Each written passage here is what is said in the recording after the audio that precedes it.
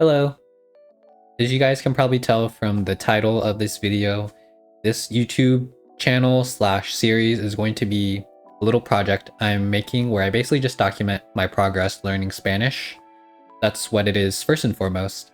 And it's also going to be my journey, I guess, trying to learn some video editing, how to make videos for YouTube, things like that. But first and foremost, it's just a way to document my progress learning Spanish. So I'm going to be using Dreaming Spanish as my primary tool through the method of comprehensible input, but I'm also going to be supplementing that with resources like podcasts, books, talking with other native speakers, italki lessons, things like that. And there already is a community for Dreaming Spanish that you can find on Reddit, and there's also several other YouTube channels that cover their progress using Dreaming Spanish. You can definitely tell that they're Dreaming Spanish videos because they always say 1,000 hour update or 1,500 hour update, things like that. And watching those is really motivating because you get to see like where you might expect to be after attaining a certain number of hours, and that's really cool to look forward to. The other thing I noticed, and it's because Pablo, according to his timeline, I think says not to start speaking until maybe 1,000 hours or something like that. So there isn't many videos out there of people using Dreaming Spanish who start speaking Spanish and record it until much later, like maybe past 1,000 hours, things like that. And I'm not a purist or anything. I actually am already trying to speak some Spanish, and I wanted to document how that Spanish sounds and what improvements it looks like over time, because when I was looking for Dreaming Spanish videos, I couldn't find many videos of people at the beginner hours speaking Spanish. And for me personally, speaking it is the thing that I care about the most. Because, for example, when I'm working with a Spanish-speaking patient, I like to be able to speak to them, and I might ask them like, "Oh, eres de Mexico?" And then their like eyes light up, and they're like, it's easier to connect with them and build rapport that way. And I really like that aspect of it. So I wanted to start learning earlier, and that's just my personal case. So yeah. So I wanted to talk a little bit about my experience with Spanish already. So I had 4 years of formal high school education with Spanish, and then 1 year of middle school in Spanish. And then during my high school years, I went to Guatemala 3 summers for about a week each. And on one of those, I did stay afterwards for an extra 2 weeks in order to do like one of those mini immersion programs. Since graduating high school, I have not done anything with Spanish. I haven't visited any more Spanish-speaking countries. I haven't practiced Spanish at all, and it's been over 10 years since then. And so now I'm kind of just picking it back up. And as far as my goals for Spanish, I want to be semi-fluent in the sense that I can hold a conversation with a native speaker by next June, which is when I plan to go back to Guatemala and try to do a 2 or 3 month immersion again. This time for a longer period of time, because I don't think last time was long enough to be able to fully start to adapt to the environment and the people and the culture, things like that. So it's going to be for at least 2 to 3 months this time, and it's going to be in Xela, which is a less touristy city in Guatemala, unlike Antigua, which is where I was the first time. And the hope is that I can be a little more immersed in the culture, talk to the natives, things like that. So I wanted to talk about my current progress.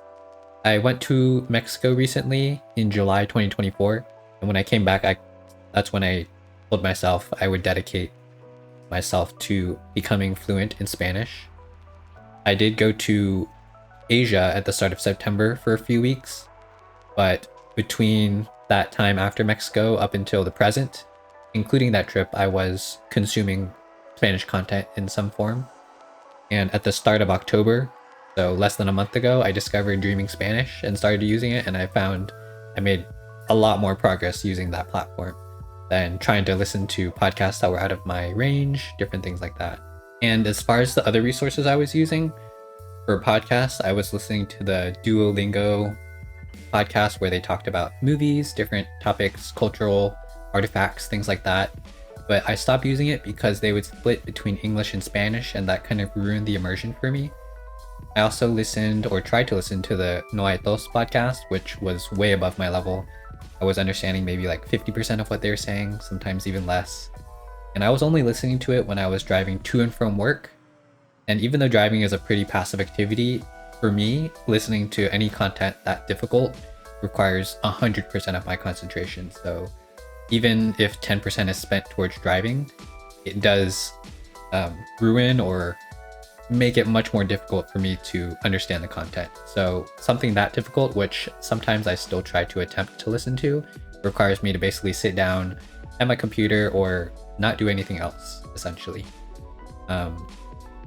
As far as talking with other people, I started with an italki tutor at the start of October as well, and we've met for once a week for at least 6 times now, I believe.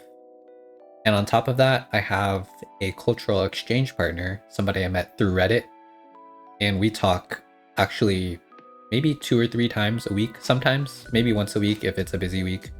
But he is trying to learn English, I'm trying to learn Spanish, so we spend half the time in English, half the time in Spanish. And yeah, that's just a way to practice getting some output in. Yeah, so that's what I've been using right now.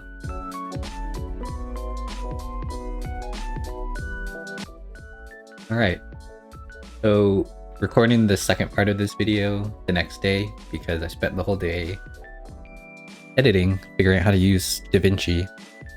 But basically, we're just gonna go to ChatGPT and ask it to give us a prompt.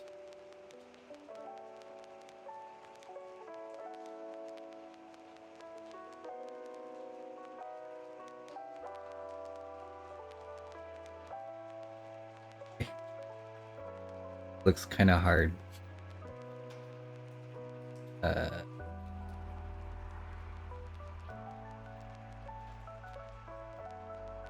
Okay. Dragon is dragon, and butterfly is mariposa. So I guess I'll do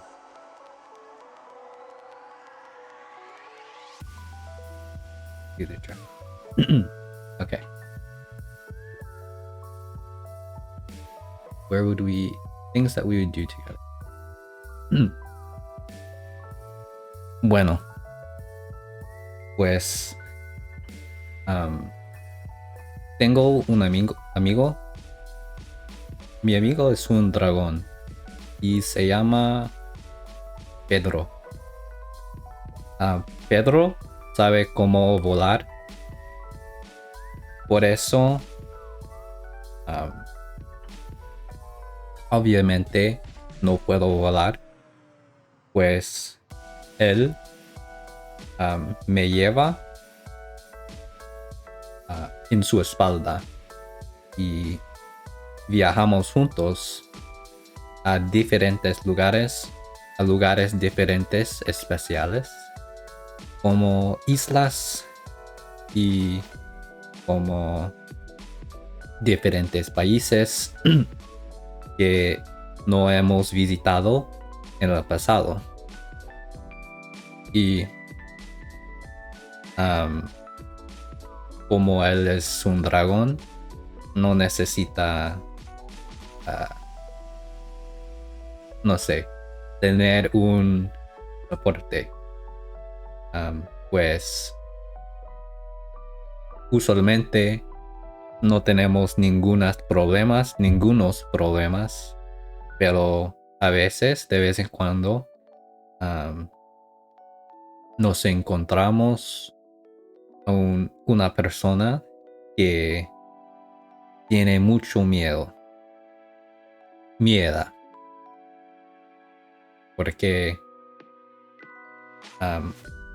los dragones a veces dan miedo a personas que nunca han visto a un dragón antes. Pues sí,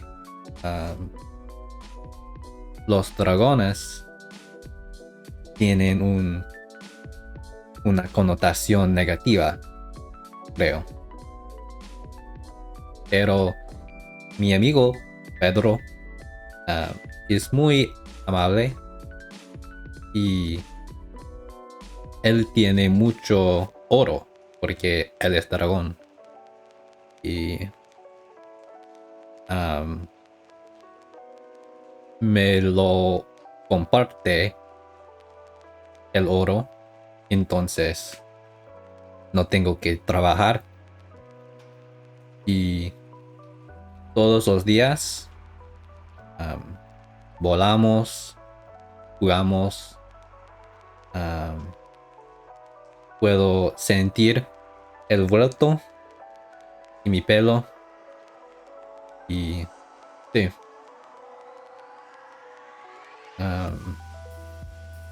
Todavía o también como él es dragón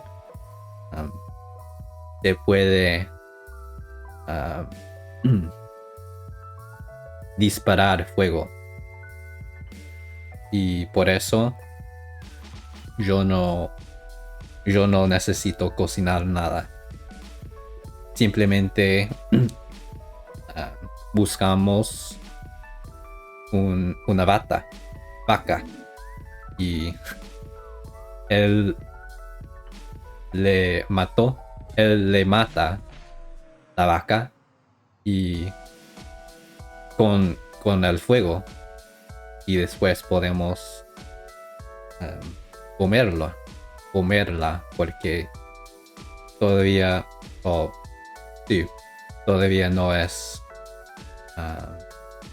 cruda, pues sí. Es un cuento de mi amigo que es un dragón.